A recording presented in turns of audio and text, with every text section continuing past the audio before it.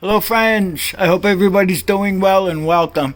Okay, so 2 videos ago, I was doing the final mulch in a little field here for the season. And what happened was, I was running the tractor. I set the throttle here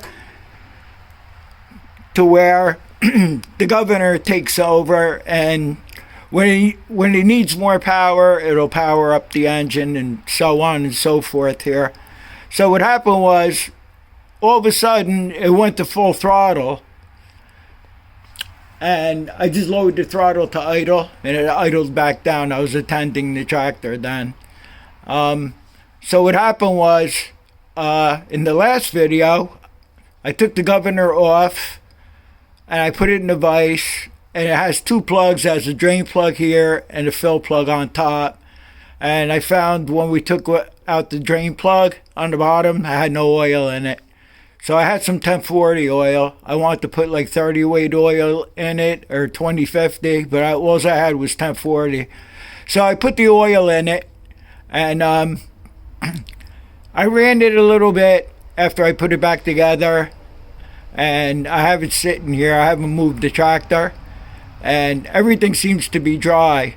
When I got the tractor 3 years ago, I noticed that the oil was real thin. It was leaking out the top of where the lever goes in.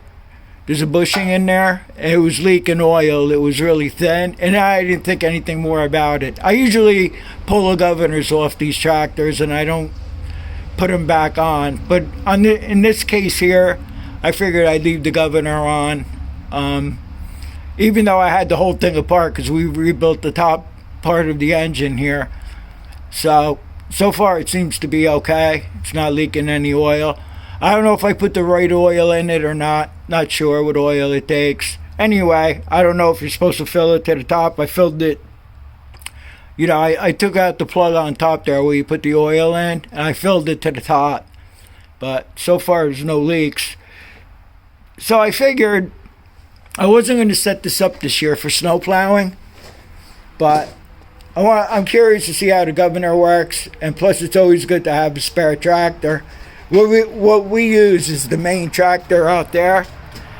It's the 1967 L8, but since I don't go out plowing anymore, I was just going to leave the one tractor set up for plowing. But since I want to test the governor on this, we're going to put the dual wheels back on, which I have the spacers right here, and I have tires with chains on it there. So we'll put the chains on the inner part with the adapters, and I'll put these tires on the outer part.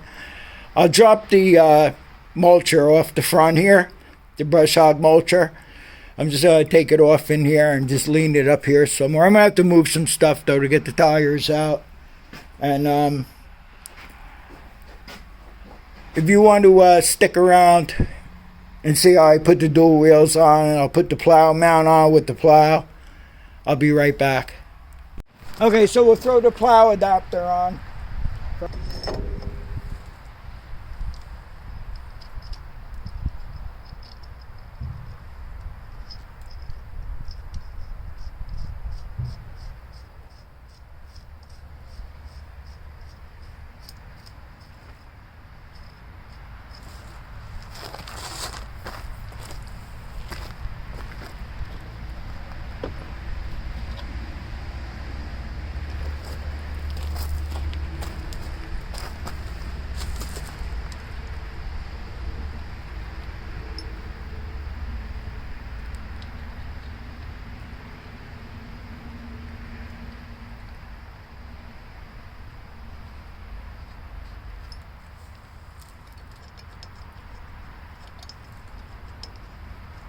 I have a snowblower on the trailer I wanted to sell. It's a Craftsman. It's a Frankenstein. I put a different engine on it. I had to modify the pulleys on it because I put a smaller engine on it. Maybe we'll see if we can start that up today. See if it runs. And hopefully it snows and I can sell it this year. I didn't put it on the marketplace last year, but I think I'm going to do that this year I'll put it on the marketplace. If there's any snow in the forecast, if there's no snow in the forecast, they're not selling any snow equipment. We'll use the air on.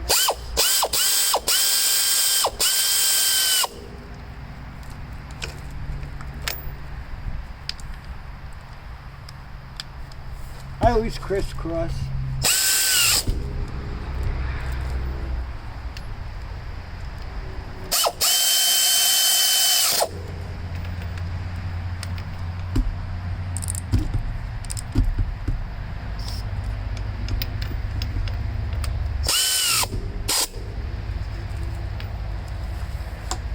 Alright, so I'm going to go in and walk the plow out and stick the plow on there. Plow's easy to put on.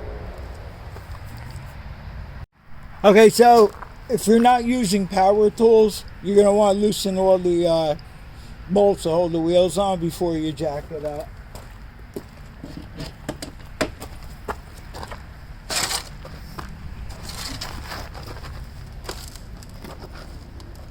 Okay, so where the openings are here, those are the 3 bolts you want to take out. There's 1, 2, 3.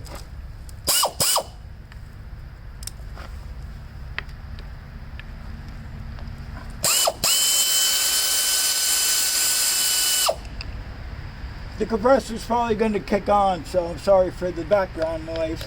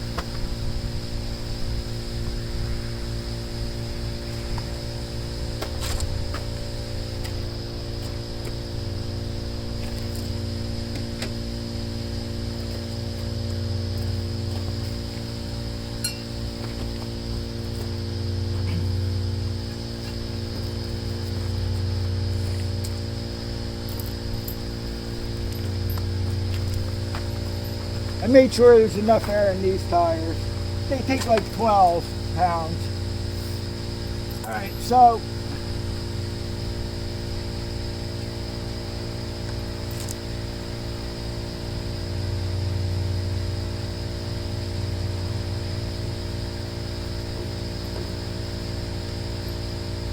what you want to do is, before you put the spacer on, just take one of these long bolts and make sure you're lined up good in here.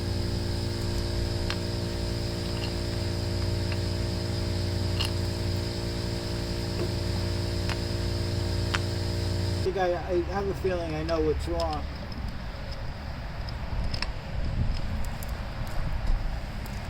This is a split rim. See these nuts and bolts? See the nuts? Sometimes it doesn't line up to the hub right.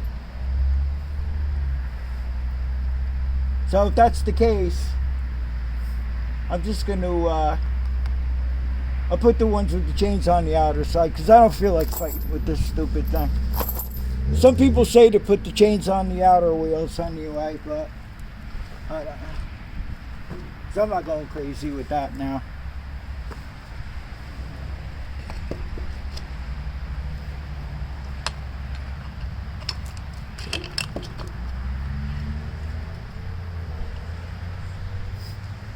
See what I'm talking about? Those nuts, the bolts and the nuts that are on the inside, there's a slot in the hub where it has to fit in. And if it's not precisely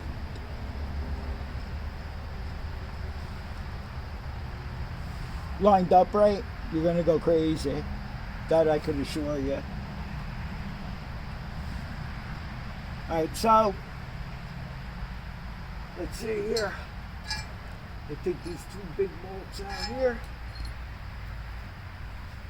Alright, so where the valve is, there's a notch in here. It's down towards the bottom here. That notch has to go where the valve is here. So it has to go like this. Now you just gotta hope the wheel stays. And I'll show you another thing I did.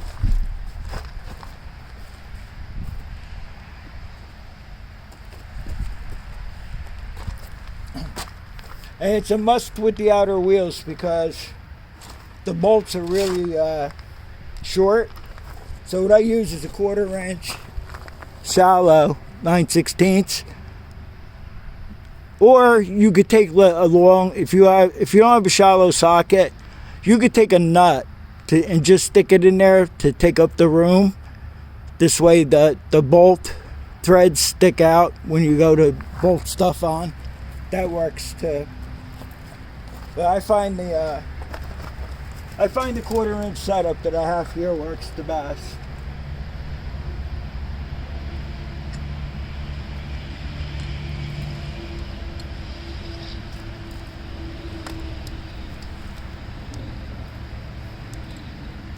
These weights here aren't exactly light, for one thing.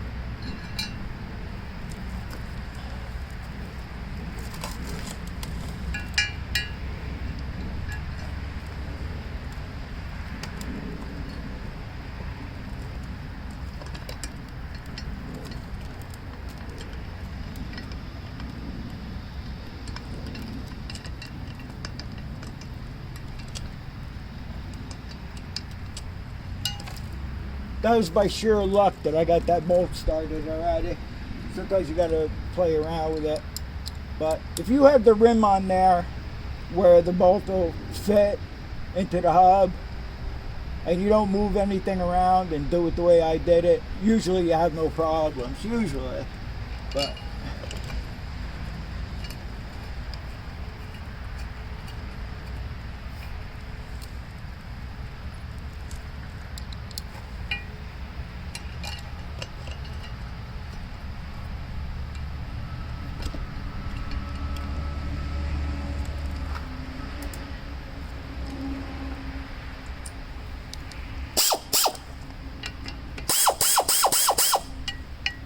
just keep going around. Don't lock the bolt in. Don't tighten the bolt all the way. Just keep going around and around first. This way everything seats properly.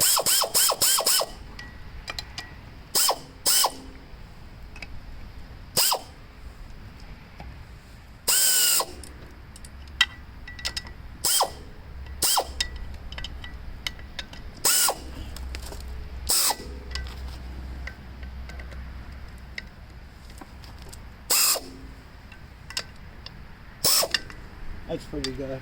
Let me just...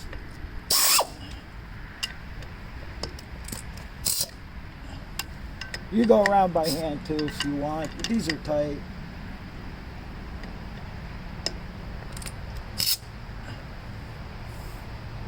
Alright, first screw up. I didn't check the air in this tire yet. It's got a lot of air in it. That should be good. Alright, now we'll put the, this doesn't matter which position, where the nuts are. You hold the split ring together, it doesn't matter on the spacer here.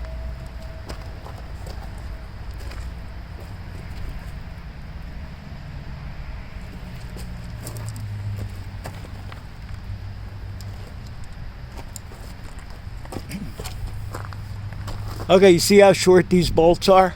That's where the shallow socket helps you a lot. See how the threads are sticking out?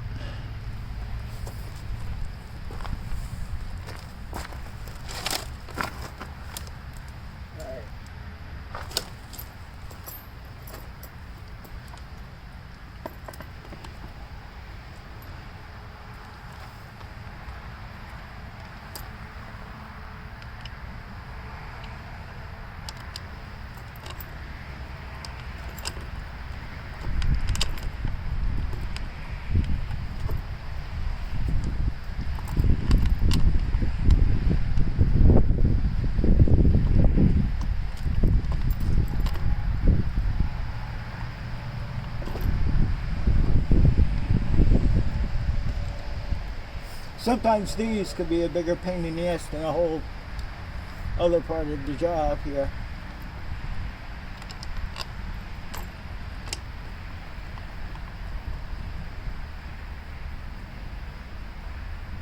But like I said, the shallow 1/4 inch socket helps out a lot.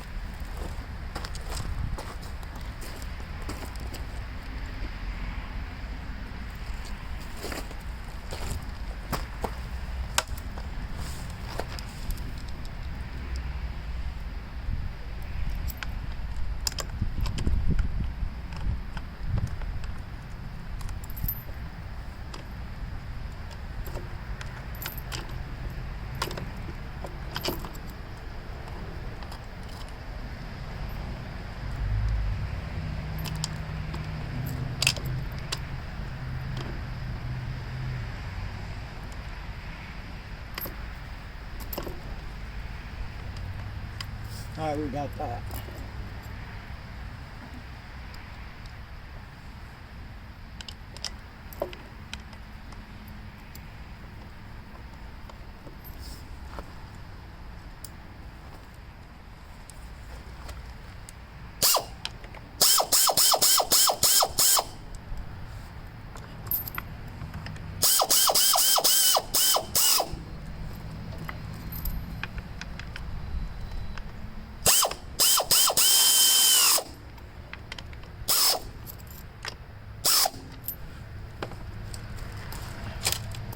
These chains aren't too bad. I don't think I bought these chains too long ago. Not really sure. But we should be alright with this.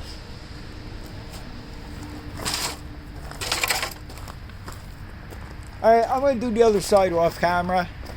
And then I'll come back to you. I think the next thing we'll do is I'll put all this stuff away and I'll take the snowblower off the trailer and we'll see if that starts.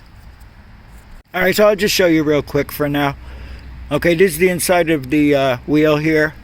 And like I said before, it's a split rim, so you have a bolt that comes through with a nut. If this nut's not lined up right, it won't fit in here right. And that's why I was having trouble before. Because that tire I was trying to put on with the chains on it, I always used it on the outer, so I never paid any attention to that. Okay, so it's all set.